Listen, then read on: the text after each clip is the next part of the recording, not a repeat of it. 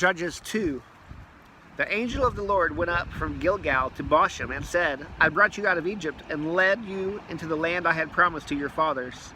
I also said, I will never break my covenant with you. You are not to make a covenant with the inhabitants of this land. You are to tear down their altars, but you have not obeyed me. What is this you have done?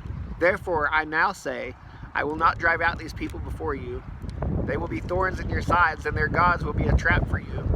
When the angel of the Lord had spoken these words to all the Israelites, the people wept loudly.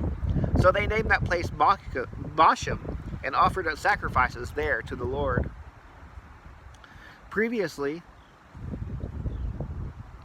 when Joshua had sent the people away, the Israelites had gone to take possession of the land, each to his own inheritance.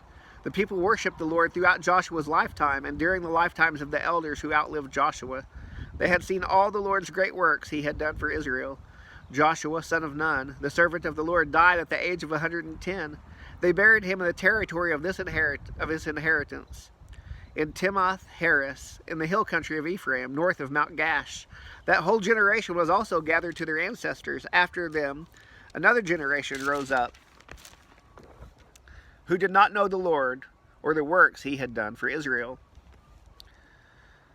The Israelites did what was evil in the Lord's sight. They worshipped the Baals and abandoned the Lord, the God of their fathers, who had brought them out of Egypt. They followed other gods from the surrounding peoples and bowed down to them. They angered the Lord, for they abandoned him and worshipped Baal and Ashtoreth. The Lord's anger burned against Israel, and he handed them over to marauders who raided them. He sold them to the enemies around them, and they could no longer resist their enemies. Whenever the Israelites went out, the Lord was against them and brought disaster on them, just as he had promised and sworn to them, so they suffered greatly. The Lord raised up judges who saved them from the power of their marauders, but they did not listen to their judges. Instead, they prostituted themselves with other gods, bowing down to them. They quickly turned from the way of their fathers, who had walked in obedience to the Lord's commands. They did not do as their fathers did. Whenever the Lord raised up a judge for the Israelites, the Lord was with him and saved the people from the power of their enemies while the judge was still alive.